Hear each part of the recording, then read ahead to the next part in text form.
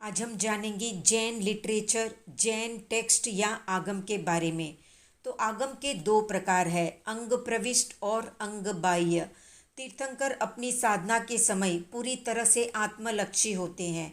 साधना काल में वे न तो किसी को उपदेश देते हैं, न ही दीक्षा देते हैं और न किसी धर्म संघ का संचालन करते हैं। केवल ज्ञान की उपलब्धि होने के बाद वे संवत्सरण में प्रवचन करते हैं, जिसका निर्माण देवता करते हैं। उनका प्रवचन किसी भी निश्चित बिंदु पर नहीं होता। तीर्थंकरों को जो कुछ भी कहना होता है वे मुक्त भाव से बोलते हैं। तीर्थंकर की प्रवचन सूत्र शैली में नहीं होती है, वे विस्तृत रूप से अर्थ का प्रतिपादन करते हैं। इस दृष्टि से उनके प्रवचन अर्थागम कहलाते हैं। तीर्थंकरों की वाणी का ग्रहण, आकलन और संपादन करते हैं गणधर। गणधरों द्वारा संकलित अरहतवाणी सूत्र आगम कहलाती है। अरहतवाणी के आधार पर गणधर सूत्र रूप में जिन आगमों का संकलन करते हैं वे आगम अंग प्रविष्ट कहलाते हैं।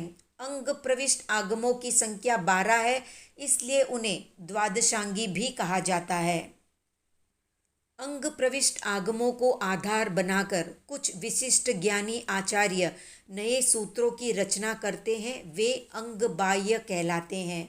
जैन वाङ्मय में अंग प्रविष्ट आगमों का विशेष स्थान रहा है, उनको नियत श्रुत माना गया है और अंग बाह्य आगमों को अनियत श्रुत माना गया है।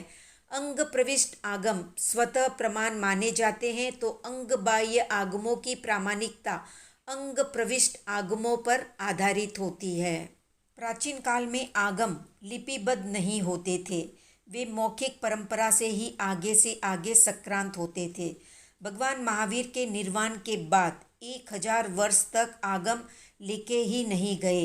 इस काल में बार बार दुष्काल पड़ा। दुष्काल के कारण एक देश से दूसरे देश में जाने और भिक्षा संबंधी कठिनाइयों से जूझने में साधुओं के स्वाध्याय का क्रम शिथिल होता गया। इससे कंठस्थ आगम ज्ञान की विस्मृति होने लगी। कुछ आचार्यों का ये भी कहना है कि भगवान महावीर के निर्वाण के बाद 1000 वर्ष में 14 पूर्वों का विच्छेद हो गया। उस समय एक भी पूर्व को पूरी तरह से जानने वाला कोई भी साधु नहीं बचा था। 14 पूर्व दृष्टिवाद आगम के अंतर्भूत थे। ऐसा माना जाता है कि 14 पूर्वों का ज्ञान पढ़ाने से नहीं आता। इस ज्ञान की अपनी तकनीक होती है, उसकी तुलना हम कंप्यूटर के साथ कर सकते हैं। अंतर मुहूर्त में यानी 48 मिनट में 14 पूर्वों को सीखने और उनका प्रत्यावर्तन करने की क्षमता आचार्य स्थूलीभद्र के साथ विच्छिन्न हो गई। आचारांग आदि 11 अंगों में भी समय समय पर हुई वाचनाओं के मध्य जोड़ तोड़ का क्रम चलता रहा। आचारांग के दूसरे श्रुत स्कंद की रचना बाद में हुई, ये भी एक मान्यता है। इसी प्रकार अन्य आगमों में कुछ परिवर्तन होते रहे हैं। देश काल संबंधी कई कठिनाइयों और परिवर्तनों के बावजूद द्वादशांगी के 11 अंग आज काफ़ी अच्छे रूप में उपलब्ध है। जैन आगम भारतीय प्राच्य विद्या का अक्षय भंडार है। जैन आगमों में जीवन और जगत से संबंधित इतने सारे विषय हैं कि एक एक आगम पर कई व्यक्ति थीसिस लिख सकते हैं। जैन आगमों का मूल भाग द्वादशांगी नाम से प्रसिद्ध है। इसके अतिरिक्त जितने आगम हैं उनका वर्गीकरण उपांग, मूल, छेद, आवश्यक, प्रकीर्णक आदि के रूप में है।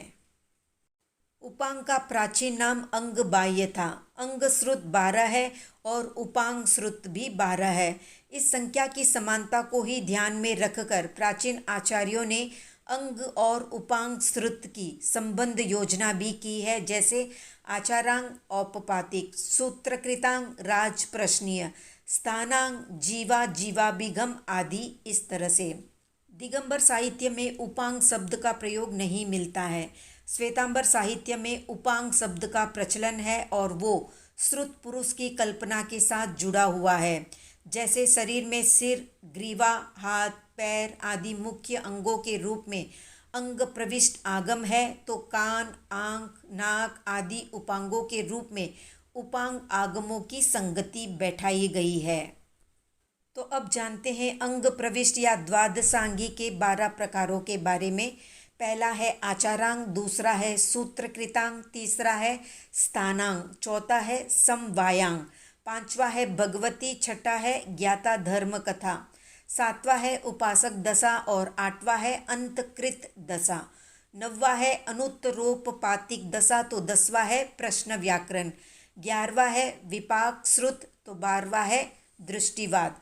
अब जानते हैं अंग बाह्य या उपांग के 12 प्रकारों के बारे में।